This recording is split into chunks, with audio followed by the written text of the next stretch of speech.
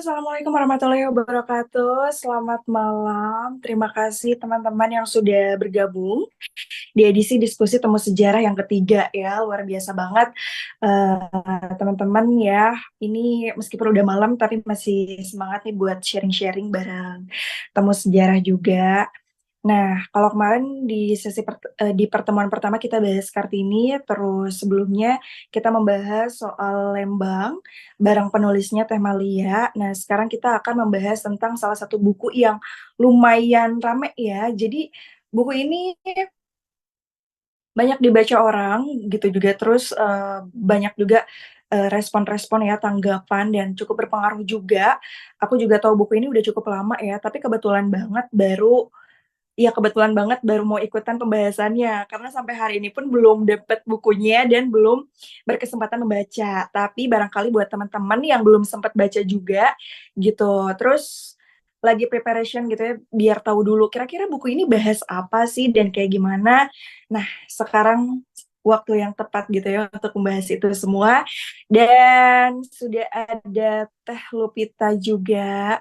Ya, hai Teteh. Jadi kita akan ngobrol-ngobrol bareng Teh Lupita. Mungkin sekelas soal Teh Lupita ini adalah aku gimana ya menceritakan autobiografinya ya. Kayaknya panjang gitu. Enak dari Teteh, mungkin Teteh langsung perkenalan buat aktivitas sekarang. Terus kan Teh Lupita juga ini mengurus Kawas Sastra Ciwidey ya. Jadi selain diskusi seputar buku-buku sejarah dan lain-lain, Teh Lupita juga senang nih menggali sastra, kemudian juga puisi gitu kan, novel, ya terkait hal-hal seperti itu. Mangga Teh boleh perkenalan lebih dekat dulu.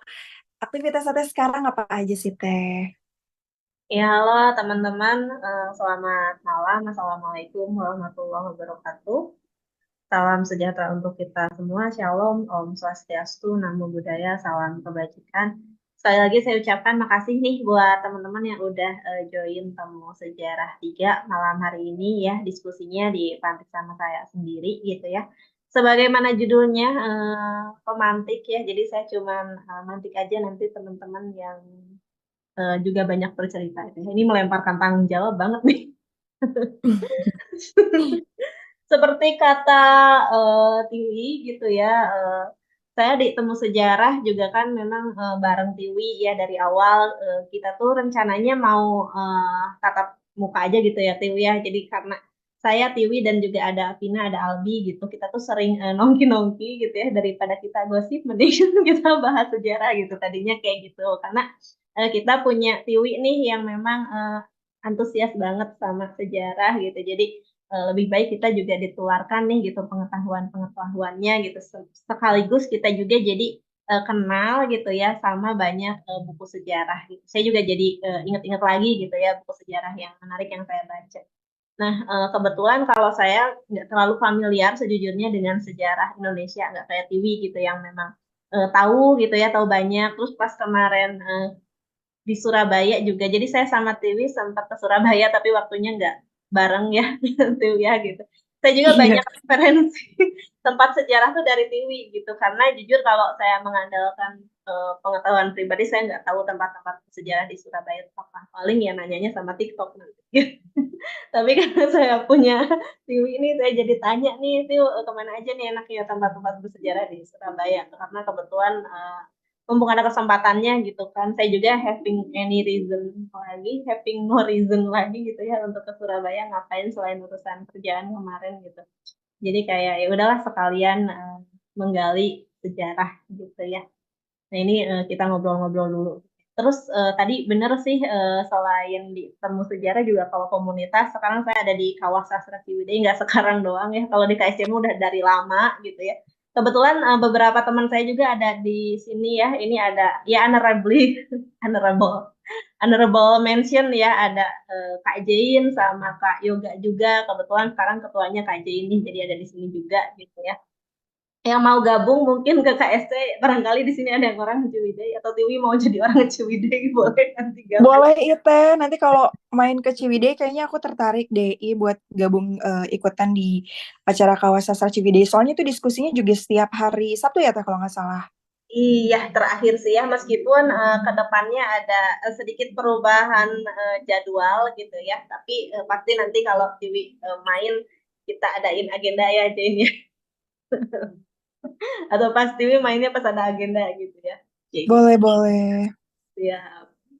Oke, segitu mungkin perkenalannya. Kalau kegiatan sekarang sih sejujurnya saya lagi nggak bekerja formal ya, udah off kerja formal tuh dari awal tahun ini gitu sebenarnya gitu. Sekarang tadi seperti yang udah di-mention sama TV juga, saya sekarang ngajar aja sih intinya. Saya juga ngelola platformnya baru kecil-kecilan gitu ya, kayak gitu. Terus apalagi ya, ya ada beberapa kalau kerjaan lepas sih ada gitu. Jadi memang bukan berarti tidak bekerja sama sekali, tapi memang kerjanya lagi kerja proyekan aja gitu, nggak kerja formal gitu ya. Lagi capek kerja formal gitu. Jadi kayaknya mau istirahat dulu dari kerja formal. Ya gitu sih perkenalannya teman-teman, dan basically juga saya background akademisnya bukan sejarah gitu ya. Jadi cuman memang suka baca buku, nggak suka baca buku sejarah. Jadi saya suka baca buku tapi nggak terkhusus baca buku sejarah gitu ya. Jadi ada beberapa buku sejarah yang memang mencuri perhatian saya gitu. Tapi saya juga banyak tahunya tuh dari TV. Saya juga jadi tertarik nih sama sejarah-sejarah di Indonesia. Mungkin ke depannya bakal lebih banyak baca gitu ya dari temu sejarah ini. Teman-teman juga kan di grup saling sharing buku sejarah gitu. Saya suka pengetahuan teman-teman jauh lebih banyak gitu kalau tentang sejarah Nusantara dibandingkan saya sendiri. Oke, udah muncul belum? Oke, bentar ya. Coding nih, teman-teman. Bentar, bentar. Oke, apakah udah muncul? Oke, udah muncul ya. Udah. Oke. Oke, sip. Mm-mm. Oke, teman-teman, jadi buku yang mau saya bahas malam hari ini adalah Sapiens dari Yuval Noah Harari. Mungkin teman-teman juga di sini udah sering dengar atau mungkin udah pernah baca juga ya. Buat teman-teman yang udah pernah baca, ya kita sharing-sharing gitu ya. Karena di sini saya juga pengen denger gitu ya pendapatnya teman-teman. Gitu. Nah, sebagaimana judulnya di sini adalah riwayat singkat umat manusia gitu ya. Sebenarnya saya sih sarankan sama teman-teman yang emang belum baca untuk baca bukunya. Pertama, ini bukunya enak banget dicerna gitu ya.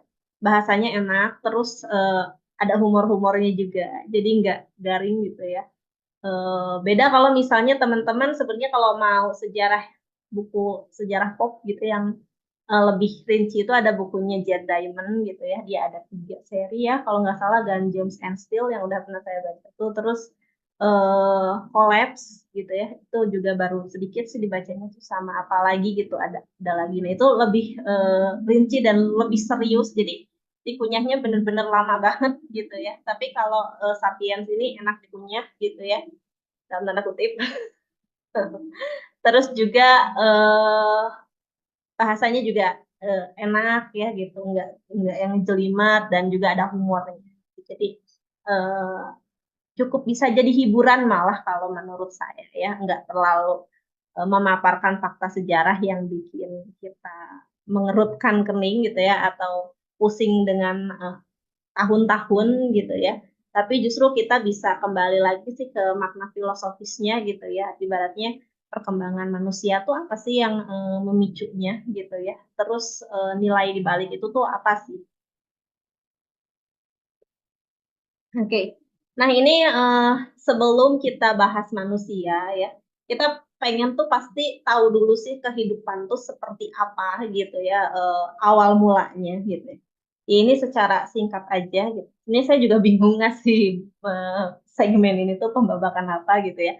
Tapi ini adalah 3 kejadian gitu ya, eh, yang bisa kita sebut sebagai kejadian fisika, kimia, dan biologi. Gitu ya. Nah, untuk yang pertama ini adalah eh, kejadian fisika, yaitu interaksi gitu ya antara zat dan elemen-elemen lain di alam semesta gitu ya. Jadi kalau misalnya kita merunut jauh ke belakang gitu ya, nah itu kan para ilmuwan udah ibaratnya cenderung sepakat ya gitu, bahwa gitu ya awal mula terbentuknya alam semesta adalah dengan adanya Big Bang gitu ya.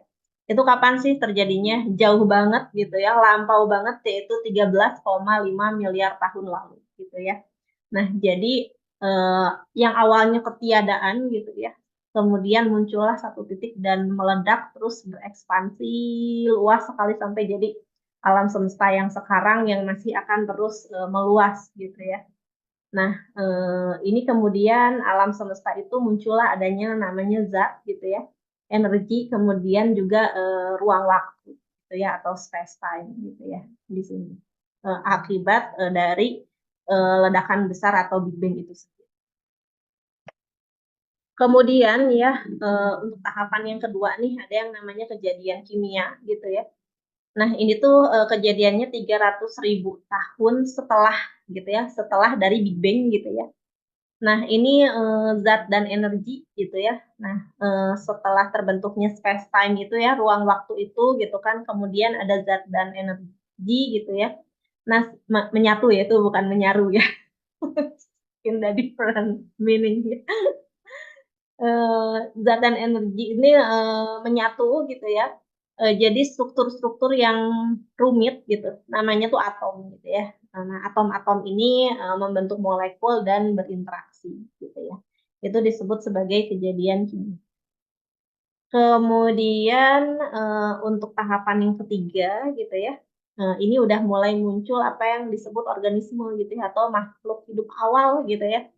Nah, itu sekitar 3,8 miliar tahun lalu gitu ya. Nah, tadi si zat dan energi itu gitu ya yang menyatu jadi atom-atom, kemudian membentuk molekul dan saling berinteraksi gitu ya. Itu tuh bergabung membentuk struktur-struktur gitu ya yang cukup besar dan rumit gitu ya yang disebut organisme. Nah, inilah udah disebut adanya apa namanya kehidupan awal gitu ya. Tapi jangan bayangkan ada organisme bersel banyak gitu ya atau organisme kompleks seperti kita sekarang atau seperti hewan atau seperti tumbuhan ya. Waktu itu organismenya masih bersel tunggal. Nah, ini sebetulnya yang jadi kesimpulan gitu ya atau yang jadi pokok besar, pokok permasalahan atau bahasan besar dari buku ini yaitu eh, adanya Homo sapiens atau kita sekarang manusia modern gitu ya. Homo sapiens sendiri adalah nama yang ini dari Harari-nya sendiri gitu ya kalau saya nggak salah ingat gitu. Adalah nama yang cukup sombong ya gitu, menyombongkan diri ya. Karena kan sapiens ini artinya bijaksana. Jadi kita tuh mendapuk gitu ya spesies kita sendiri sebagai spesies manusia yang bijaksana gitu atau cerdas gitu ya. Kayak gitu. Nah, ini kejadiannya kapan sih gitu? Baru banget gitu ya ketimbang yang awal ini gitu ya. Dari awal alam semesta aja yang 13,5 miliar tahun tuh ini ke 70.000 tahun lalu tuh nggak ada apa-apanya banget ya. Ibaratnya tuh kalau eh, ada yang membandingkan gitu ya. Kalau misalnya umur alam semesta dari awal Big Bang sampai sekarang itu 24 jam. Nah, ini manusia modern tuh baru satu detiknya, satu detik yang lalu. Jadi kayak kita tuh sebenarnya baru bentar banget gitu ya, kayak gitu di atas alam semesta ini gitu ya, kayak gitu. Nah, nanti juga saya ada apa namanya video yang bisa diputar. Ini videonya dari channelnya Kok Bisa gitu ya. Mungkin bisa bisa lebih bercerita banyak daripada yang coba kita gali malam hari ini gitu ya. Tapi mungkin nanti kalau misalnya masuk ke YouTube mungkin bisa dipotong aja gitu ya untuk video kayak gitu. Nah, ini 70.000 tahun yang lalu nih gitu ya, organisme dari spesies Homo sapiens gitu ya. Ini kita mulai membentuk struktur-struktur yang lebih rumit lagi gitu ya, dinamakan budaya. Nah, perkembangan selanjutnya nih dari budaya-budaya manusia itu disebutnya sejarah gitu ya. Nah, ini ada 3 revolusi pembentuk sejarah gitu yang ibaratnya menggulirkan dunia kita gitu ya. Yang awalnya kita hanya sebagai pemburu pengumpul gitu ya, menjadi manusia modern sampai saat ini gitu ya. Nah, yang pertama nih ada revolusi kognitif. Ini tadi sebenarnya kurang lebih sama ya, seperti yang jadi pokok gitu ya, pokok bahasan dari buku ini gitu ya, yaitu revolusi kognitif ya. Ini tuh mengawali sejarah sekitar 70.000 tahun lalu. Kemudian ada revolusi agrikultur atau revolusi pertanian gitu ya. Yang kalau kata Harari sendiri sih ini disebutnya sebagai kecelakaan idiotik gitu ya. Nah, ini tuh mempercepat gitu ya alurnya sejarah tuh dan terjadinya 12.000 tahun lalu gitu ya. Kenapa sih disebut kecelakaan idiotik? Itu karena pada akhirnya gitu memaksa kita untuk terkurung dalam keterbatasan-keterbatasan gitu ya.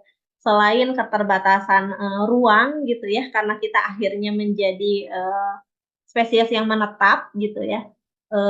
Kita juga akhirnya hanya terbatas gitu ya oleh beberapa jenis makanan aja gitu. Yang awalnya kita sebagai pemburu pengumpul itu bisa dapat beragam makanan gitu ya dan juga bisa memenuhi asupan nutrisi tubuh kita gitu. Sekarang justru kita yang dipaksa gitu ya oleh makanan gitu ya untuk tunduk gitu ya. Bahkan menariknya itu kalau di dalam bukunya disebutkan kita ini didomestikasi sama gandum. Jadi bukan kita yang mendomestikasi gandum gitu ya, bukan kita yang ibaratnya tuh menguasai gandum gitu ya. Jadi kan mendomestikasi tumbuhan itu artinya kita nggak dapat dari liar ya gitu, nggak dapat dari ibaratnya kita jalan-jalan nih gitu terus tiba-tiba ada tomat liar gitu kita makan gitu. Tapi mendomestikasi itu artinya kita mulai menanam gitu ya untuk kebutuhan kita sendiri. Tapi alih-alih kita yang menguasai gitu ya gandum gitu ya atau sumber karbohidrat pada saat itu gitu ya. Sampai saat ini juga ya. Tapi kita yang justru dikuasai atau dalam tanda kutip kita yang didomestikasi sama gandum, kita tunduk sama gandum gitu ya. Kita jadi worry atau kita jadi khawatir kalau paceklik gitu ya. Kalau panen kita gagal gitu ya. Misalnya sekarang aja kan harga beras naik kita menjerit gitu. Kalau kita hanya pemburu pengumpul gitu ya, kita mah nggak akan musingin harga beras gitu ya, cari aja lah kemana gitu makanan mah gitu ya, ibaratnya ya. Gitu ya. Itu sekilas tentang revolusi agrikultur. Kemudian juga ada revolusi saintifik ya, yang sekarang lagi kita rasain nih gitu. Apa-apa tuh pokoknya tentang perkembangan teknologi gitu ya. Apa-apa tuh tentang perkembangan sains gitu ya. Pokoknya hal-hal yang berbau ilmiah tuh kita naikkan tahtanya gitu ya, kita beri dia mahkota gitu ya. Sekarang kan apa-apa harus ilmiah, apa-apa tuh harus sains ya, harus sesuai dengan sains atau harus scientific gitu ya. Sekarang kita udah mungkin ya di zaman modern ini ngerasa malu kali ya kalau kita misalnya masih percaya dukun, masih percaya ramalan gitu ya, nggak ilmiah banget sih gitu ya. Ibaratnya sekarang udah zaman udah maju masih aja percaya perbintangan gitu misalnya kayak gitu ya. Nah, ini ada revolusi saintifik ya dan baru banget gitu ya berjalan 500 tahun lalu. Nah, tapi teman-teman manusia sendiri udah ada sejak 2,5 juta tahun lalu gitu ya. Jadi dari keberadaan manusia nih ya gitu pertama kali berevolusi gitu ya sampai ke revolusi kognitifnya aja tuh ada rentang waktu yang lama banget gitu ya. Nah, disclaimer dulu ya, ada beberapa pembahasan di buku Sapiens ini, termasuk yang akan saya kemukakan malam hari ini, mungkin uh, kurang nyaman untuk beberapa dari kita gitu ya. Ini saya menyampaikan apa yang ada di dalam buku, jadi bukan ada kaitannya dengan keyakinan saya sendiri gitu ya, yang itu bersifat privat gitu ya. Tapi ini memang saya kemukakan benar-benar apa yang ada di dalam buku, jadi tidak bersumber dari pengetahuan saya sendiri gitu ya, teman-teman. Oke, nah ini ada bab awal ya, bab awal lah dari Sapiens ini yang saya suka. Judulnya adalah binatang tak signifikan gitu ya. Di judulnya menarik gitu ya, bikin kita bertanya-tanya apa sih maksudnya binatang tak signifikan gitu. Jadi manusia-manusia kuno gitu ya, ini bercinta, bermain, membentuk pertemanan akrab, dan bersaing untuk status dan kekuasaan. Tetapi begitu juga simpanse, babon, dan gajah gitu ya. Jadi kalau misalnya kita lihat ya, manusia sendiri kan udah ada nih sejak 2,5 juta tahun yang lalu gitu ya. Nah, manusia dengan judul bukunya ya, sebagaimana kita nih manusia modern gitu ya, sekarang kan kita ini termasuk Homo sapiens gitu ya. Itu berbeda ya dengan manusia. Jadi ketika di sini disebutkan manusia, itu tuh tidak hanya merujuk kepada Homo sapiens sih, tetapi manusia tapi genus Homo secara keseluruhan gitu ya. Termasuk ada Neanderthal, ada Erectus gitu ya, ada Homo soloensis ya, gitu. Ada Homo danivosa gitu ya. Jadi ketika disebut manusia berarti merujuk kepada genus Homo secara keseluruhan gitu ya. Tapi ketika merujuk kepada manusia modern ya, maka disebutnya adalah sapiens gitu ya. Karena kan Homo sapiens sendiri adalah spesiesnya sapiens, tapi termasuk genus Homo gitu ya. Genus sendiri kan punya beberapa spesies gitu ya, teman-teman. Ini kan dalam taksonomi biologi gitu. Oke, nah di sini maksudnya nggak signifikan apa sih gitu ya?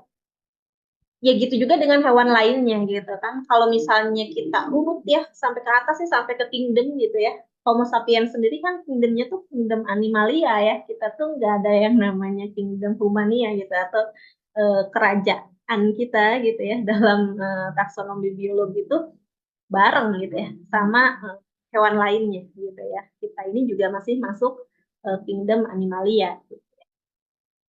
Nah, manusia sendiri gitu ya, dari 2,5 juta tahun lalu sampai terjadinya revolusi kognitif, itu tuh nggak ada bedanya sama hewan lain gitu. Hewan lain juga bercinta, bermain gitu ya, punya teman-teman akrab gitu ya. Cobain deh tanyain Babon, punya teman akrab nggak gitu ya. Pasti jawabnya punya ya, cuman kitanya aja yang nggak ngerti nanyanya gimana gitu ya. Terus bersaing untuk status dan kekuasaan iya gitu ya. Jangankan binatang yang besar-besar, kucing aja ya kalau mau nandain daerah kekuasaannya itu kan dikencingin gitu ya. Mungkin teman-teman mau ngikutin gitu ya, cari daerah kekuasaan gitu. Tapi nanti malah diusir Satpol PP gitu. Jadi jangan ya. Ya gitulah ya. Intinya apa yang menjadi aktivitas dasar dari kehidupan manusia tuh ya hewan lain juga melakukan itu. Hewan lain juga cari makan gitu ya, punya keturunan gitu ya, terus melawan kalau diserang gitu. Nggak ada bedanya gitu. Terus kenapa sih sampai akhirnya sekarang kita sebagai manusia modern tuh jadinya beda banget gitu sama hewan lain gitu ya. Nah, ini dari mana sih manusia gitu ya? Manusia sendiri tadi kan sama ya kingdomnya sama hewan lainnya yaitu kingdom animalia gitu ya. Tapi kok bisa berbeda nih? Kenapa? Terus kita tuh awalnya dari mana? Nah, ini menurut evolusi ya, teman-teman. Jadi sekali lagi, kalau teman-teman punya pengetahuan yang berbeda gitu ya dari mengenai asal muasal manusia gitu, mari kita saling menghargai aja antar bidang pengetahuan gitu ya, antar bidang ilmu gitu ya. Tapi ini menurut evolusi. Nah, manusia sendiri kita tuh punya kerabat gitu ya. Kerabat terdekat kita itu yang masih hidup ya sekarang gitu adalah simpanse, gorila, dan gitu ya. Nah, simpanse ini adalah yang terdekat ya di antara ketiganya gitu. Nah, 6 juta tahun lalu nih gitu ya. Tadi kan manusia tuh baru muncul 2,5 juta ya. Itu baru muncul genus Homo gitu ya. Nah, 6 juta tahun yang lalu gitu. Artinya ada rentang waktu berapa? 3,5 juta ya dari kemunculan manusia gitu ya. Dari manusia awalnya berevolusi. Nah, 6 juta tahun lalu itu ada satu kera betina gitu ya. Kera betina besar gitu ya. Punya dua anak perempuan gitu ya. Yang satu jadi leluhur simpanse, yang satu lagi jadi nenek buyut gitu ya. Itu menurut evolusi ya teman-teman sekalian. Nah, jadi sapiens sendiri nih ya manusia modern yang sama kayak kita gitu. Sendirian sebagai manusia itu baru kurang lebih 10.000 tahun lalu gitu ya. Sendirian ya sebagai manusia. Jadi ada masa di mana kita sebagai manusia tuh nggak sendirian gitu ya, teman-teman. Sebagai sebagai sapiens gitu ya. Dulu kita juga pernah bersama tapi sekarang jadi sendiri gitu ya. Gitu ya. Mungkin teman-teman juga tahun lalu mah nggak sendirian ya. Tahun ini aja jomblonya. Gitu. Intermezzo ya. Oke, mungkin kalau ada pertanyaan boleh menyela aja gitu ya. Nah, ini kerabat dekat kita. Ini bukunya juga saya ambil dari bukunya. Fotonya juga saya ambil dari bukunya gitu ya. Jadi memang apa yang saya jabarkan malam ini itu memang dari bukunya. Oke, jadi ini adalah kerabat dekat kita nih gitu ya. Nah, ini menurut rekonstruksi spekulatif ya, teman-teman. Jadi para ilmuwan itu ketemu apa sih namanya struktur muka gitu ya, tengkorak gitu ya dari manusia purba gitu. Kemudian direkonstruksi ya kira-kira seperti ini nih gitu ya. Kalau misalnya ada tulangnya, ada dagingnya, ada kulitnya gitu ya. Nah, itu dari kiri ke kanan gitu ya, ada Homo rudolfensis ya. Ini di Afrika Timur gitu. Kemudian juga ada Homo erectus dari Asia Timur gitu ya. Dan Homo erectus ini yang tegak gitu ya. Kemudian ada Homo neanderthalensis ya. Ini di Eropa Barat, di Eropa dan Asia Barat. Nah, semuanya ini adalah manusia. Jadi kalau sekarang kita mengenal manusia itu siapa sih? Ya, kita semua manusia gitu ya. Ciri-ciri fisiknya seperti ini. Tapi kalau dulu banget gitu ya, manusia tuh ya ada beragam spesies gitu ya. Enggak hanya Homo sapiens.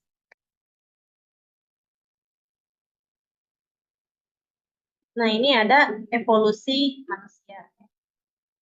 Jadi evolusi manusia sendiri jangan diartikan sebagai sebuah garis lurus ya. Misalnya awalnya manusia itu adalah Homo neanderthal gitu ya. Terus Homo neanderthal ini berevolusi jadi Homo erectus, kemudian berevolusi jadi Homo floresiensis gitu ya. Terus selanjutnya aja berevolusi sampai jadi sapiens. Enggak gitu. Tapi tadi dari nenek moyang kita itu masing-masing berevolusi gitu ya menjadi jenisnya masing-masing, menjadi spesiesnya masing-masing gitu ya, tergantung di mana berevolusinya gitu ya. Nah, ini ada Homo neanderthalensis gitu ya, atau yang biasa kita sebutnya Homo neanderthal aja gitu ya. Ini adalah manusia dari lembah Neander gitu ya, makanya disebut Homo neanderthalensis. Nah, ini tuh Homo neanderthal ini tuh berevolusi gitu ya, manusia yang berevolusi. Nah, gitu ya. Jadi ketika disebutkan manusia, maka bisa saja merujuk kepada Homo yang lain, Homo sapiens. Jadi manusia yang berevolusi di Eropa dan Asia Barat, gitu ya. Kemudian ada Homo erectus ya, manusia tegak, jadi udah punya tulang belakang yang tegak, gitu ya. Dan ada Homo soloensis nih ya, manusia dari lembah Solo gitu ya. Nah, ini mungkin agak-agak dekat sama kita ya. Atau mungkin di sini ada yang dari Solo ya. Ini ada nenek moyangnya nih. Coba dadah-dadah dulu. Nah, ini manusia yang berevolusi di Asia Timur ya, yang Homo erectus gitu. Kemudian di Asia Tenggara yang Homo sapiens. Terus juga ada Homo floresiensis ya. Ini adalah Homo di Pulau Flores, teman-teman gitu ya. Dan ini tuh termasuk kerdil gitu ya. Karena tinggi maksimumnya tuh hanya 1 meter gitu ya.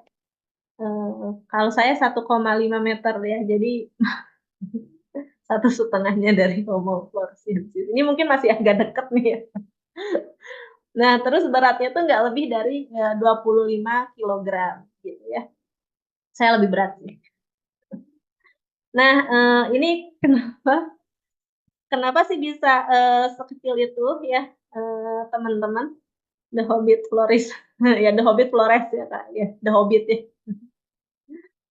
Nah, kenapa bisa minimalis gitu ya ukurannya? Karena mereka itu terisolasi di satu pulau ya. Dulu kan belum ada pesawat ya, teman-teman gitu. Jadi kalau ibaratnya mereka hanya mengandalkan sumber daya gitu ya, makanan gitu ya. Itu tuh di Pulau Florence aja, nggak bisa keluar gitu ya, karena kan ya terisolir di sebuah pulau gitu ya.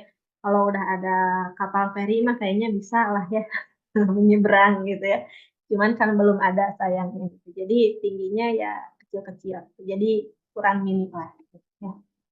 Oke, nah dalam 100.000 tahun terakhir gitu ya, dengan bangkitnya Homo sapiens ya. Jadi Homo sapiens sendiri itu pertama kali berevolusi, pertama kali muncul gitu ya. itu tuh sekitar 150.000 tahun yang lalu. Nah, apakah sama gitu ya dengan kita saat ini sebagai manusia modern? Nah, itu nanti kita bahas selanjutnya gitu ya. Nah, ini melompat nih gitu ya ke puncak rantai makanan. Makanya agak kacau nih ya teman-teman gitu. Kalau yang saya ingat sih dari bukunya ya, kalau misalnya hewan yang lain nih gitu ya, ketika mereka si pemburunya itu makin cepat larinya, misalnya apa ya? eh Apa sih yang memburu kijang nih? Eh, Harimau ya misalnya. Harimau ini makin buas gitu ya, makin cepat gitu ya. Si kijangnya juga jadi makin cepat gitu. Jadi kayak mereka sama-sama butuh waktu untuk berevolusi ke tingkat atau punya kemampuan yang lebih tinggi. Tapi manusia nih cepat loh masuknya dalam 100 tahun terakhir tiba-tiba udah di puncak rantai makanan. Kita kan sekarang udah bisa makan apa aja ya gitu ibaratnya. Makan sama-sama manusia juga bisa gitu ya. Apalagi makan hewan lain gitu ya. Nah ini makanya agak kacau ya dalam artian gitu pengelolaan sumber daya di bumi ini gitu ya kalau misalnya ini sedikit keluar-keluar nggak apa ya teman-teman. Jadi beberapa minggu yang lalu saya tuh pernah nonton di Netflix tuh ada dokumenter gitu ya, judulnya apa ya? You Are What You Eat. Nah itu mungkin teman-teman kalau mau nonton juga boleh ya, boleh lah masa nggak boleh. Boleh ya, asal langganan Netflixnya jangan minta ke saya. Ya. You are what you eat. Nah itu di situ tapi itu lebih ke kampanye untuk kita jadi vegetarian sih ya. Jadi vegan, vegetarian. Nah sorry ya kalau misalnya saya agak blur tentang itu, kedua istilah itu gitu ya. Nah itu di situ juga sama seperti, jadi saya juga tiba-tiba inget ada di buku Sapiens gitu. Nah di film dokumenter itu juga sama diceritain gitu ya kalau misalnya hewan-hewan ternak tuh kayak babi, sapi, ayam, itu tuh hidupnya mengenaskan ya. Dempet-dempetan gitu ya, buat selonjor aja susah. Kebayang nggak teman-teman kalau buat selonjor aja susah gitu ya. Jangan kan buat rebahan gitu ya. Jadi memang benar-benar, aduh ngepas banget gitu ya ruangnya gitu ya. Itu kenapa sih sampai mereka tuh kayak gitu banget? Ya untuk memenuhi demand kita gitu ya. Sebagai manusia yang pengen makan daging gitu ya. Terus selain juga kasihan hewannya, kita juga banyak buka hutan nih gitu ya. Termasuk kalau yang dibahas sih kan karena di Amerika ya case-nya gitu di US, itu hutan Amazon tuh dibuka gitu, dibabatin buat bikin peternakan gitu ya. Tapi emang apa harus segitunya banget sih manusia tuh gitu dalam mengkonsumsi gitu ya. Mentang-mentang kita udah naik ke puncak rantai makanan jadi makan apa aja gitu, nggak mengindahkan kesejahteraan eh, makhluk hidup yang lain gitu ya. Ini jadi ada nilai-nilai lingkungannya nih gitu ya. Gitu ya teman-teman. Jadi sekali apa bukan cuman eh, kasihan hewannya gitu ya hidupnya nggak layak lah gitu ya. Tapi juga secara lingkungan juga kita tuh mengancam loh gitu dengan pola konsumsi kita yang sedemikian tinggi gitu ya. Kan sekarang mah yang penting orang ada uang makan steak gitu ya. Nggak mikirin tuh gimana tuh kasihan sapinya gitu ya. Terus kalau yang di bukunya Sapiens ini kan yang diceritain tuh babi ya. Jadi babi itu senangnya tuh main teman-teman gitu sama kayak kita gitu ya. Senangnya tuh lari-lari gitu ya, berkawan gitu ya.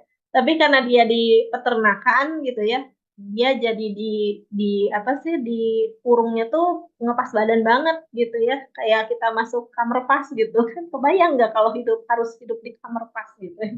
Gitu. Kamar pas pada tahu kan ini apa istilah orang zaman dulu. Iya, iya. Jadi kayak apa sih sempit banget gitu. Otomatis kan kayak kebutuhan emosionalnya dia untuk lari-lari, untuk berkawan tuh nggak terpenuhi ya, jadinya stres gitu ya. Kayak gitu kan kasihan ya gitu. Demi apa sih dia kayak gitu? Demi orang bisa makan daging gitu ya kayak aduh, gitu. Terus apa namanya ayam ya ayam itu dempet-dempetan banget. Nah kalau teman-teman lihat di film dokumenter itu ya itu bener-bener kalau selonjor tuh ayamnya udah gak ada ruangnya gitu ya atau rebahan gitu nggak bisa udah harus berdiri aja terus gitu ya sampai dia mati gitu ya. Nah itu kalau satu kena penyakit semua kena penyakit tuh ya selain kasihan ke ayamnya kasihan ke kitanya gitu ya.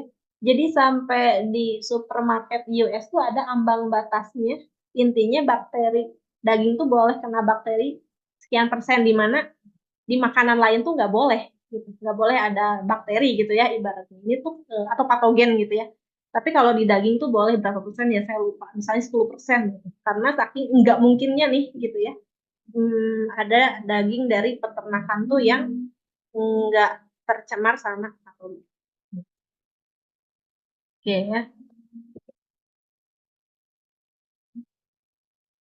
Nah, ini dari makan memakan ya.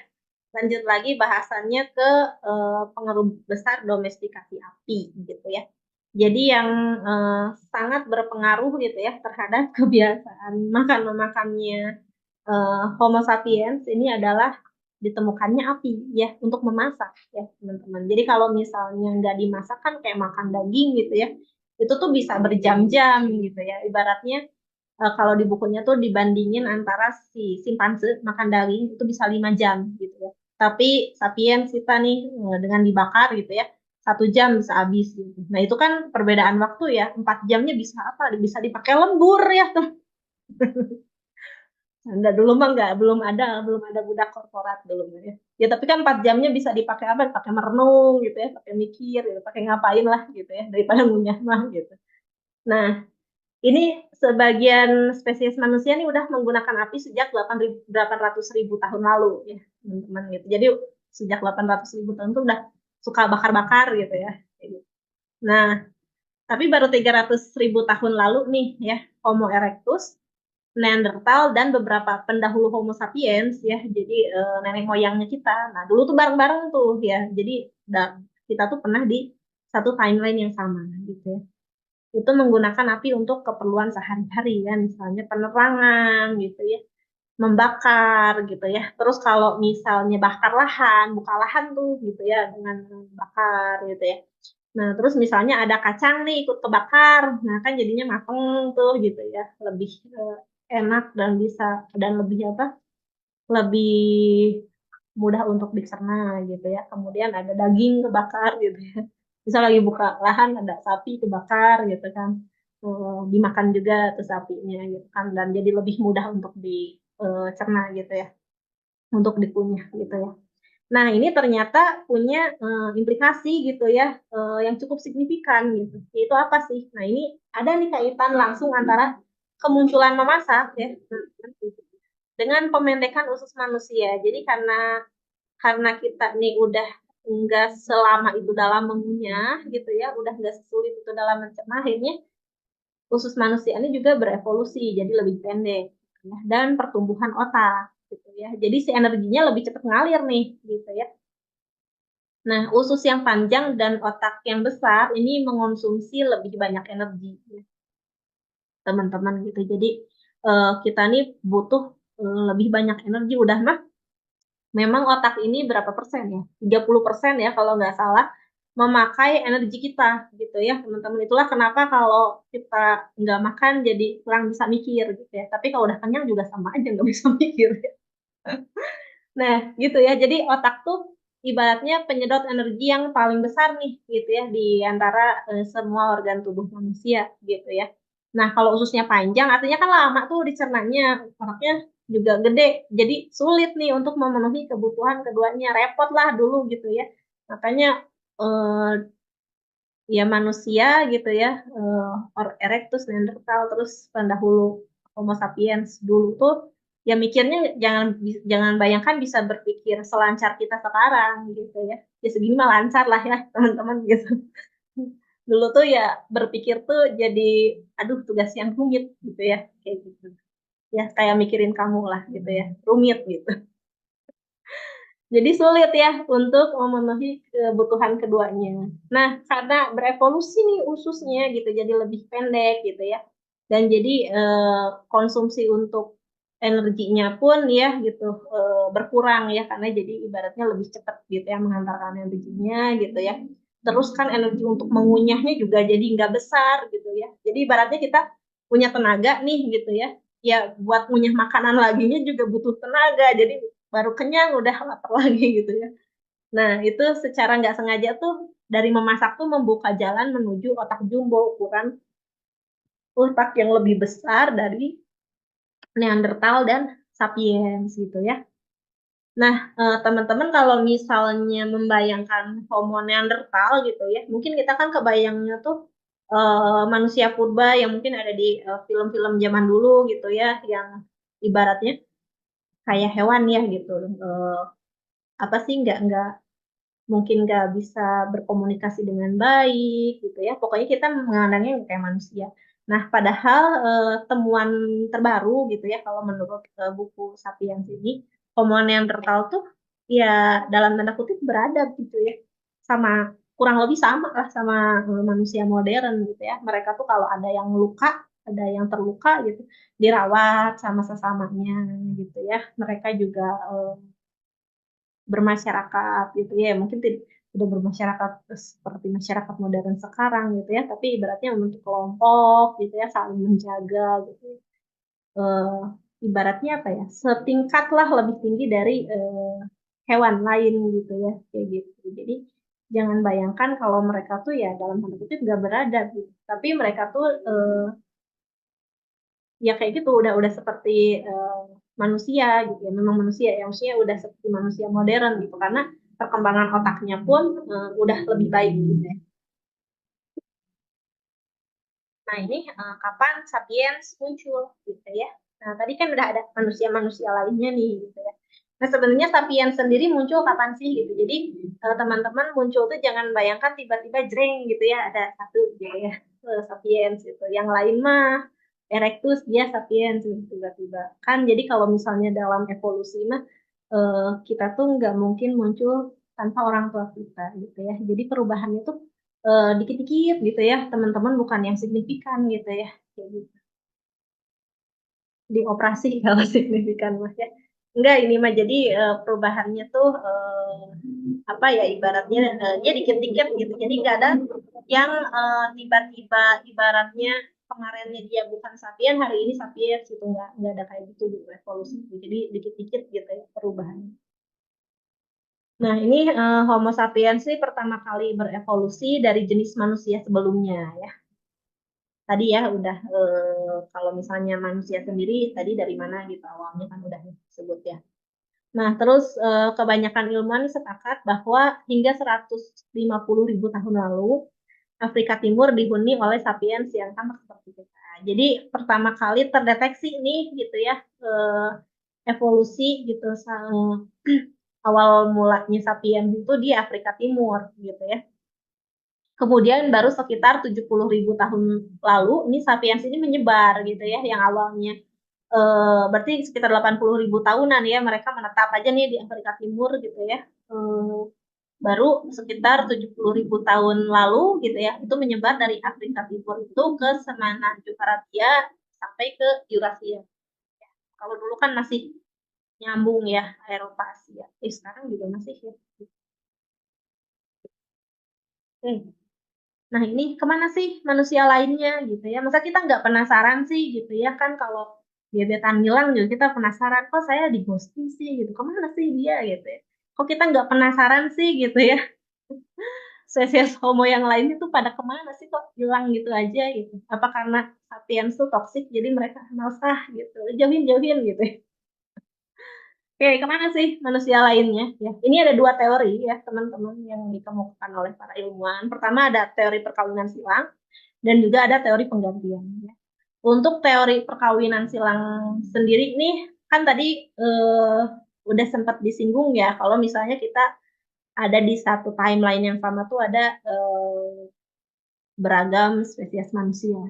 Nah, bisa aja nih kawin nih, misalnya gitu ya, Sapiens sama Neanderthal gitu ya. Kalau dibayangin sekarang mah mungkin bakalan, aduh gitu, unbelievable gitu ya. Tapi kita kan nggak hidup di masa itu gitu ya. Kayak gitu. Nah, bisa aja gitu ya. Ini kalau di Sapiensnya, di bukunya sendiri seru sih teman-teman, karena kayak beneran bisa nggak sih perkawinan silang ini, kan kita beda spesies nih, sama kayak misalnya kuda sama keledai, kawin nih, bisa lahir keturunan memang, tapi keturunannya mandul, artinya kan nggak bisa meneruskan lagi garis keturunan ya gitu. Tapi tapi ada juga apa sih, poodle sama spaniel gitu ya. Jadi kan mereka masih satu spesies tuh kalau kawin itu bisa jadi keturunannya tuh ini juga subur juga gitu. Dalam artian bisa meneruskan keturunan gitu ya, kayak gitu. Nah, kalau misalnya memang ada kawin silang nih antara sapiens gitu ya dan juga homo lainnya gitu ya, spesies homo lainnya, mungkin bisa aja terjadi dan menghasilkan keturunan gitu ya sampai sekarang gitu. Buktinya apa? Ini ada 1-4% DNA unik manusia dari populasi modern di Timur Tengah dan Eropa adalah DNA Neanderthal gitu ya. Jadi ditemukan tuh. Nah, harusnya kan kalau misalnya nggak ada perkawinan silang tuh nggak akan ada DNA Neanderthal. Jadi memang kita tuh sapiens murni aja gitu sampai saat ini gitu ya. Nah, begitu juga ditemukan nih ada sekitar 6% DNA unik manusia Melanesia gitu ya. Dan aborigin Australia tuh, oh ya ini harusnya nyambung ya ngetiknya, udah ngantuk ya.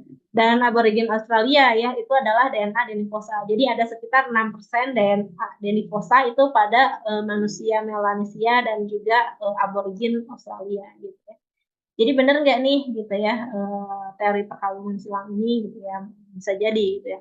Nah ini juga fotonya dari bukunya juga. Ini adalah rekonstruksi spekulatif anak Neanderthal. Jadi kalau misalnya dari tadi ya dari fosilnya direkonstruksi gitu, kira-kira tampilan mereka seperti ini. Kurang lebih mirip-mirip ya sama kita gitu. Terus ada juga teori penggantian. Nah penggantian ini berarti gitu ya, setiap kali sapiens ini datang gitu ke satu wilayah gitu ya, manusia yang lainnya tuh dihabisi gitu ya, atau dalam tanda kutip kasarnya genosida ya gitu. Jadi genosida ini udah dari dulu banget gitu ya. Kenapa sih hal ini mungkin gitu? Ya kalau misalnya ini di bukunya gitu ya, kalau misalnya sekarang kita lihat aja nih ada perbedaan ras, perbedaan suku, agama aja bisa bikin kita ribut gitu ya. Kayak hal yang berbeda tuh bikin kita pengen ngabisin gitu. Apalagi zaman dulu gitu ya, maksudnya emang yang sapiens zaman dulu juga nggak gitu gitu ya. Kan bisa bisa aja kayak gitu ya, lihat homo yang berbeda gitu ya.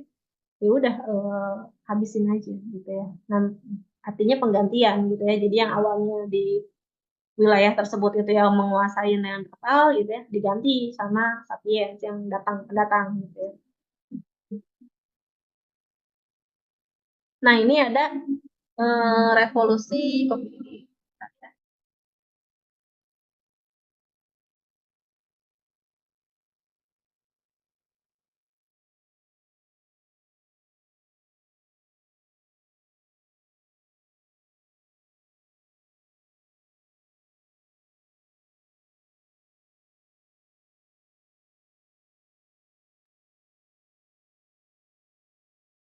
Nah ini ada revolusi kognitif ya, yang mungkin akhirnya menjadi jawaban gitu.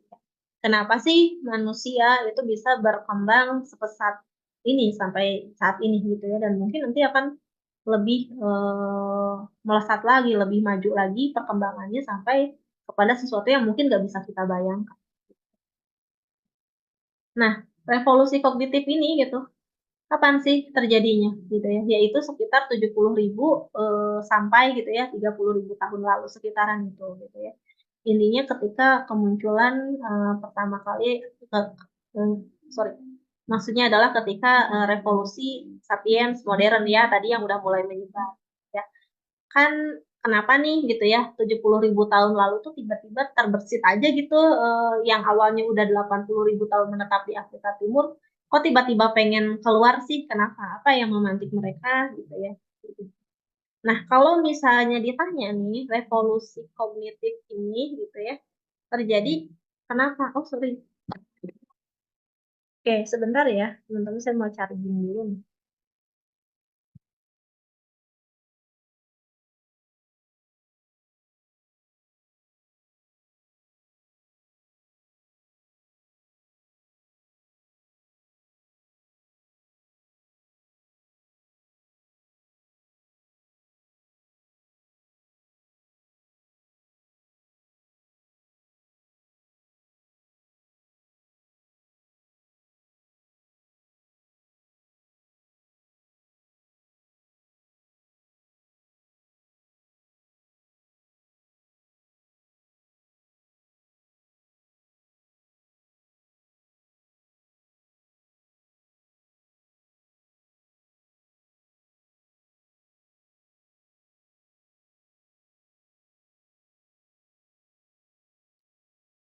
Oke, maaf ya.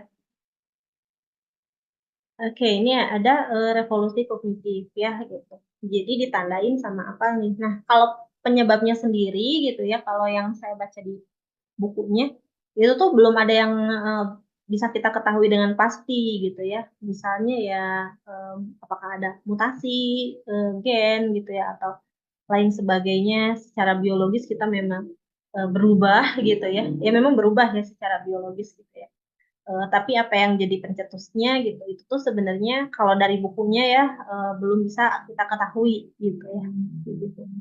Nah, apa sih efek dari revolusi kognitif sendiri yaitu bahasa ya teman-teman bahasanya jadi sangat luas gitu seperti yang bisa kita rasakan saat ini gitu ya. Kalau misalnya saya Neandertal pasti nggak bisa nih nerangin kayak gini gitu ya malam hari ini gitu ya karena mungkin bahasanya nggak luas gitu. Nah, jadi dengan bahasa yang luas ini kita bisa menyampaikan apa aja gitu ya, bisa menyampaikan sedetil mungkin gitu ya. Nah, ini bandingannya gitu ya. Kalau seekor monyet itu bisa berteriak ke rekan-rekannya gitu ya, hati-hati ada singa gitu ya, daerah situ gitu, hati-hati ada singa gitu ya, kayak gitu. Itu bisa mereka gitu ya, bahkan mereka juga bisa bohong gitu ya, misalnya untuk menguasai pisang gitu ya, bukan menguasai perusahaan atau saham gitu ya, untuk menguasai pisang, misalnya mereka lihat pohon pisang terus bilang ke temennya enggak ada gitu ya. Karena apa, pengen menguasai sendiri gitu ya, kayak gitu. Itu mereka bisa tuh gitu ya. Tapi manusia modern nih bisa memberitahu gitu ya teman-temannya bahwa pagi ini dekat tikungan sungai itu dia lihat seekor singa mengikuti kawanan bison gitu ya. Terus bisa juga nih kita kan jelasin lokasinya di mana gitu ya. Apalagi kan sekarang bisa pakai GPS gitu ya. Termasuk jalan-jalan yang berbeda menuju ke arah sana gitu ya. Bisa pakai Gmap gitu ya. Yang macet kemana nih gitu buat menghindari kawanan bison gitu ya. Ya gitu teman-teman. Agak gerak.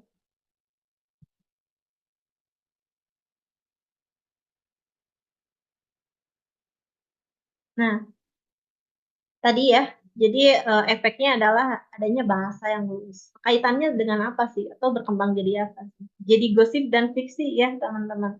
Jadi gosip nih jangan dianggap sesuatu yang remeh ya gitu.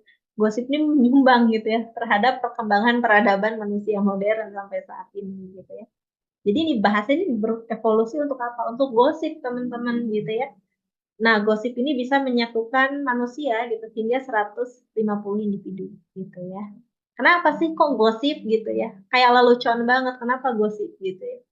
Nah, jadi sebenarnya kenapa akhirnya manusia ini bisa berkembang gitu ya, bisa membentuk kelompok gitu ya, bisa bekerja sama gitu. Itu tuh bukan untuk ngasih tahu di mana ada singa, di mana ada makanan, enggak gitu, tapi untuk ngasih tahu siapa nih yang bisa dipercaya ya.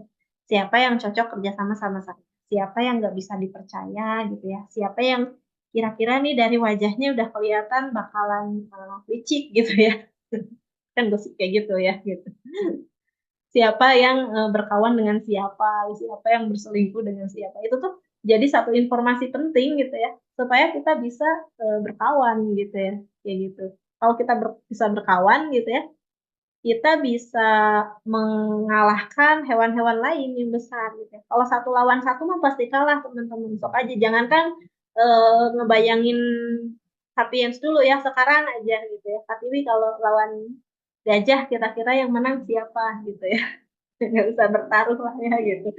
Nah, tapi kalau Kak Tim ini bawa temennya 50 orang gitu ya, pasti bisa tumbang tuh gajah gitu ya. Heeh, guru BBC diasupkeun ku si eta.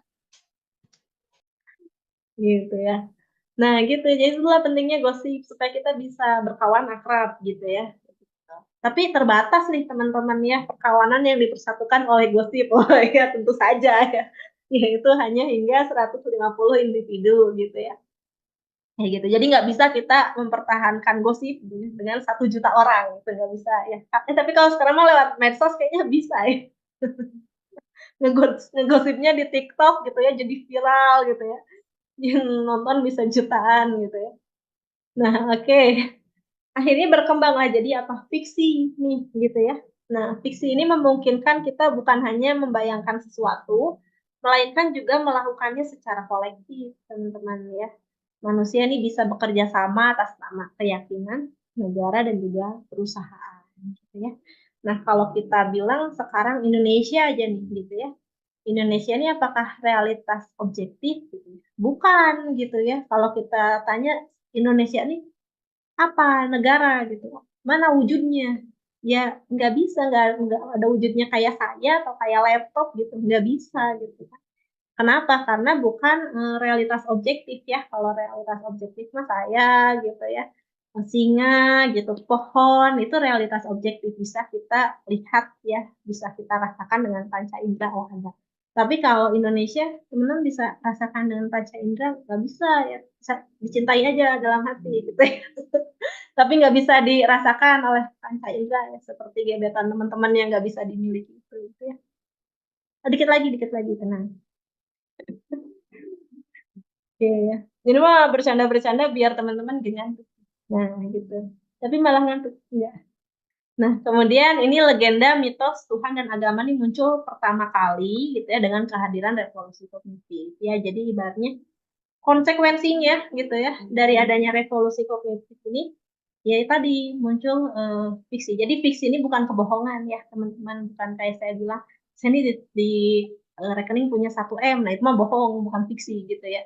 Jadi fiksi itu tadi ya, misalnya kayak negara gitu ya. Kemudian agama. Kalau misalnya kita tanya agama A itu mana wujudnya? Ya nggak ada gitu. Tapi diyakini sama banyak orang. Dan akhirnya itu yang bisa menggerakkan orang nih untuk melakukan sesuatu berdasarkan keyakinan gitu kan. Bukan bukan berdasarkan karena pohon gitu, suatu pohon atau suatu atau seekor singa gitu. Kita akhirnya melakukan sesuatu secara rame-rame. Ibaratnya sama lah kayak bela negara gitu kan, kayak gitu.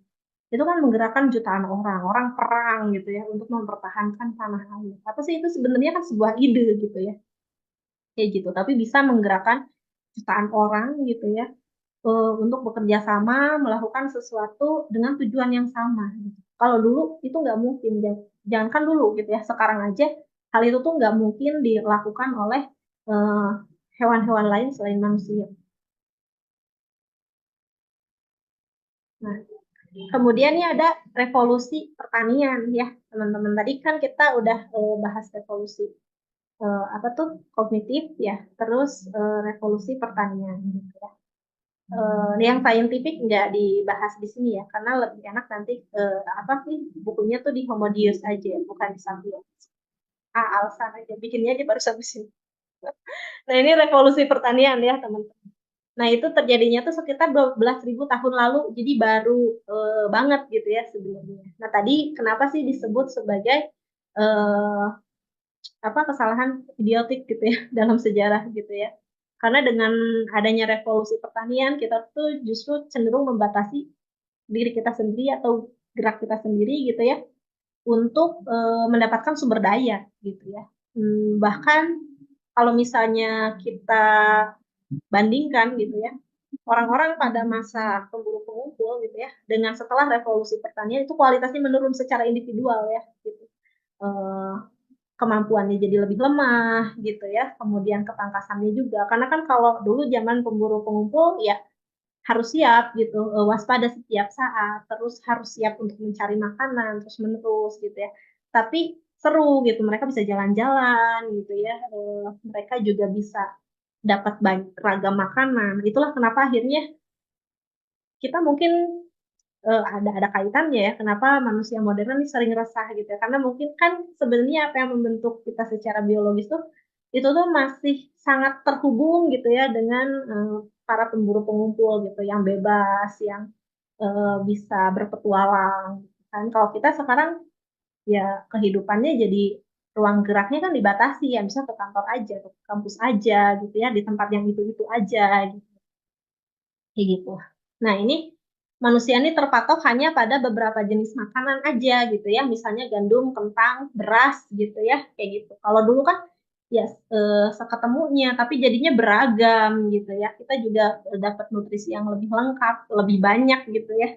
Kalau misalnya tergantungnya sama gandum, kentang, beras aja, kalau paceklik ya jadinya repot gitu ya, jadinya kita kelaparan gitu ya.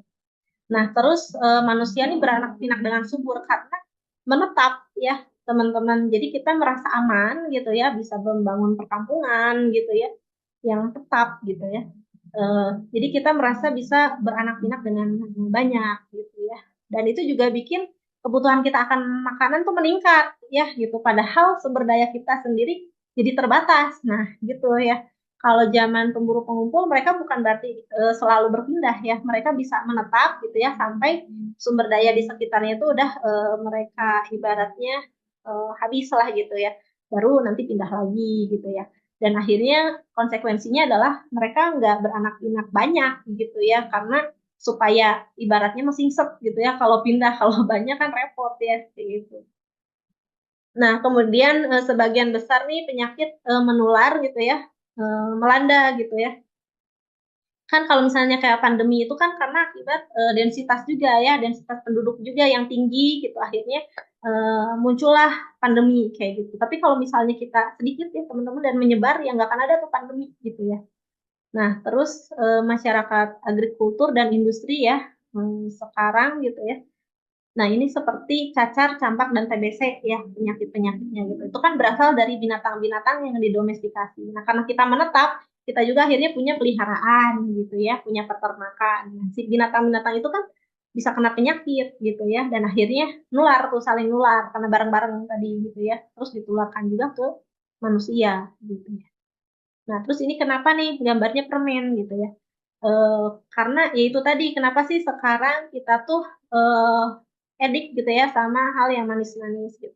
Karena dulu zaman kita pemburu pengumpul gitu ya, itu tuh ketemu yang manis-manis tuh jarang gitu ya. Dan itu tuh cuma dari buah yang udah matang gitu. Jadi terasa seperti reward gitu ya teman-teman kalau dapet yang manis-manis. Dan itu tuh masih tertanam di DNA kita. Makanya sekarang kita tuh kalau misalnya mau self reward ya, tuh makan yang manis-manis, kita beli mixu gitu ya, beli boba gitu ya, kayak gitu. Eh, nah, tapi masalahnya sekarang tuh kan kita dapet yang manis-manis tuh gampang, nggak kayak dulu gitu ya. Nah, akibatnya apa? Akibatnya kita jadinya rentan terkena diabetes. Kayak gitu ya. Ya. Nah, oke. Udah ya teman-teman. Sekarang saatnya diskusi. Gimana nih teman-teman? Ada pertanyaan? Mohon maaf kalau misalnya kepanjangan atau terlalu bertele-tele. Aduh, keren banget teh. Ini lengkap banget ya dari awal sampai akhir. Jadi, tapi memang harus dibaca baik-baik nih supaya nggak ketuker-tuker dan supaya bingung juga soalnya kan ada waktu ya, terus juga perjalanannya detail gitu sampai hari ini gitu kan. Tapi sebelum ke teman-teman, aku mau nanya dulu ke Teteh. Boleh. Pertanyaannya adalah, setelah Teteh baca buku ini nih, apa yang Teteh dapat dan ya, kok menurut Teteh kenapa buku ini tuh boom gitu? Oke, kenapa boom ya? Karena itu sih kalau yang hasil dari pembacaan aku adalah akhirnya kita tahu kenapa manusia tuh bisa sampai sepesat sekarang peradabannya gitu ya, karena tadi adanya revolusi kognitif gitu ya. Dan kita tuh dalam tanda kutip nggak seistimewa itu gitu ya, teman-teman kita tuh sampai ke titik itu tuh sebenarnya, titik ini tuh sebenarnya punya tanggung jawab gitu ya. Pertama, kita mungkin bertanggung jawab gitu ya terhadap hilangnya spesies homo yang lain gitu ya. Terus kedua, kita juga bertanggung jawab karena kita loncat tuh gitu ya ke puncak rantai makanan itu. Kita bertanggung jawab nih menjaga lingkungan kita gitu ya, dan juga menjaga kesejahteraan hidup dari makhluk hidup yang lain gitu ya. Jangan karena sekarang kita merasa paling berkuasa akhirnya bisa mengkonsumsi apa aja tanpa ngeliat gitu ya sebenarnya kesejahteraan hewan itu gimana gitu, terus apa sih dampaknya sama lingkungan gitu sih, tapi bikin mawas diri wah. Wah, keren. Kayaknya kita harus baca juga kali ya, meskipun perlu tadi perhatian ekstra buat orang kayak aku yang sukanya dongeng, dongeng yang benar-benar dongeng aja gitu ya, nggak ada 1000 tahun yang lalu. Tapi ini menarik sih ya, bisa jadi referensi karena tadi kata Teteh juga ini bukunya enak dibaca ya, nggak rumit gitu. Nah, teman-teman barangkali ada yang mau nanya juga nih atau memberikan komentar, boleh banget ya. Iya, dan buku ini juga ada kelanjutannya kan ya, nggak cuman yang ini aja. Ada. Dan ini juga yang dibahas malam ini belum semua sih teman-teman ya, ada lebih Mhm. banyak hal menarik lainnya. Jadi silakan teman-teman untuk apa namanya baca bukunya gitu ya. Mhm. Sebentar. Oke. Oke, ini ada dari Razak ya. Jadi kita tetap rumpun manusia kan dari dulu katanya. Gimana tuh Teh? Rumput manusia ya. Bukan si panse ke manusia gitu kan kalau kalau misalnya teorinya itu Darwin manusia dari simpanse kayak gitu Teh. Gimana tuh kalau Mm-mm. dari bukunya?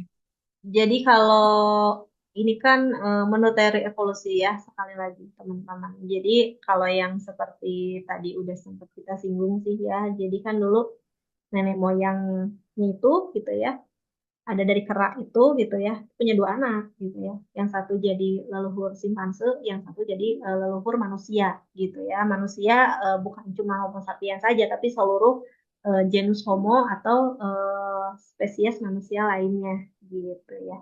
Jadi kalau dari simpanse ke manusia sih enggak ya, tapi kita berkerabat dan kerabat paling dekat gitu ya kalau menurut evolusi. Ini sekali lagi menurut evolusi gitu ya. Kayak gitu. Oh ini Kak Jihan. Aku jadi wondering gimana kalau misalnya somehow di universe lain bukan manusia yang berada di posisi paling atas rantai makanan. Ya bisa jadi ya. Tapi we never know ya gitu. Kecuali nanti mungkin ada teknologi yang bisa, yang memungkinkan kita untuk berkomunikasi dengan universe lain, mungkin kita bisa tahu gitu ya. Kayak gitu. Oke, dari Kak Oke. Bintang. Oke. Mungkin ini dulu, ngetik dulu. Kasih waktu ngetik. Boleh apa sebenarnya kalau mau langsung juga nggak apa-apa atau mungkin kalau karena udah ngantuk ya jadi udah deh ngetik aja gitu kan. Ini aku bacain aja ya. Boleh, boleh, Kak. Oke, yang menarik di buku ternyata masa lalu udah ada dominasi antar manusia di sana ya. Homo sapiens yang bisa bertahan dari perubahan iklim ketimbang Neanderthal. Mm-mm. Eh, ini WKWK. Gimana tuh? WKWK. PKKW ini mah. Oh, iya WKKW ya. Ya gitu Kak Bintang. Jadi kan kalau misalnya berdasarkan evolusi sendiri ya, apa sih? Survival of the fittest ya, gitu ya. Jadi yang paling cocok gitu ya, itu yang akan bertahan gitu. Jadi bukan yang paling kuat, bukan yang paling tangguh, yang paling terampil gitu ya, tapi yang paling sesuai gitu ya dengan yang bisa bertahan gitu ya, kayak gitu. Nah, dengan adanya revolusi kognitif sendiri ini sangat menguntungkan ya buat sapiens untuk bisa mendominasi gitu karena kita bisa bikin peralatan yang lebih canggih ya pada saat itu gitu ketimbang genus Homo lainnya gitu, ketimbang spesies Homo lainnya gitu ya. Jadi manusia bisa mendominasi gitu ya. Mungkin kita juga bisa bikin perlengkapan gitu ya pada saat itu yang melindungi kita dari iklim yang kurang menguntungkan kayak gitu ya, Kak Bintang. Hmm. Hikmahnya berarti Teh, hikmahnya kita sebagai manusia Hmm. Hmm. setelah dari cerita yang begitu panjang ini Hmm. apa sih Teh? Sebagai manusia ya. Tadi kan revolusi kognitif sendiri kita belum tahu ya sebenarnya penyebabnya tuh apa ya. Jadi kalau misalnya ya secara religius bisa dihubungkan gitu ya, atau mungkin keberuntungan gitu ya. Jadi ibaratnya dari lompatan yang besar itu tadi sih ya kalau menurut aku hikmahnya adalah justru kita punya tanggung jawab ya untuk mau bawa bumi ini gitu ya ke kehidupan yang seperti apa kayak gitu sih. Nah, kalau misalnya di Homo Deus sendiri kan konsekuensinya tuh karena dengan kemajuan teknologi ya, bahkan orang tuh sekarang pengennya immortal ya, dan itu bukan bukan sesuatu dongeng ya, pengennya abadi itu bukan suatu dongeng gitu ya. Kayak kaum bilioner tuh sekarang udah pada punya riset loh gitu tentang gimana sih bikin eh, manusia tuh bisa dalam tanda kutip hidup selamanya ya. Jadi organ kita tuh nggak rusak, gimana supaya menjaga kita tuh bisa eh, nggak mati karena tua gitu ya, karena usia tua gitu ya. Kalau ditabrak truk mah tetap mati ya. Tapi tapi gimana kita bisa abadi. Nah, itulah kenapa di buku keduanya Harari ini, maksudnya lanjutan dari sini gitu ya, ada yang namanya Homo Deus gitu, di mana Deus itu kan dewa gitu ya dalam tanda kutip gitu ya. Ibaratnya manusia tuh benar-benar melompat lagi, bukan hanya di puncak rantai makanan aja nih, tapi udah pengen jadi ibaratnya tuh penguasa gitu ya, benar-benar penguasa kehidupan gitu. Bisa nggak sih manusia sampai ke sana gitu? Apakah kita masih disebut sapiens gitu? Atau bahkan ada sesuatu yang lain gitu ya, entah itu makhluk hidup ataupun teknologi yang justru bisa menguasai semuanya. Ya, masa depan nggak ada yang tahu gitu ya, tapi eh, sejarawan bisa bikin prediksi gitu Kak. Iya, jadi kayaknya sebenarnya sejarah tuh luas banget ya.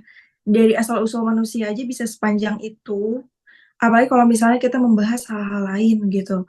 Wah, jadi semakin sadar kalau kita tuh belum tahu apa-apa, belum tahu banyak ya soal rahasia kehidupan yang luar biasa. Tapi at least mudah-mudahan ya dengan sedikit demi sedikit nih menggali lewat buku, kita bisa sedikit punya gambaran terkait kehidupan seperti apa, sejarah seperti apa, dari banyak sisi termasuk dari sisi manusia gitu. Terima kasih banyak loh Teh Lupita ya. Sama. Heeh. Tapi nih sebelum kita tutup, mungkin kita mau say hi dulu sama teman-teman ya.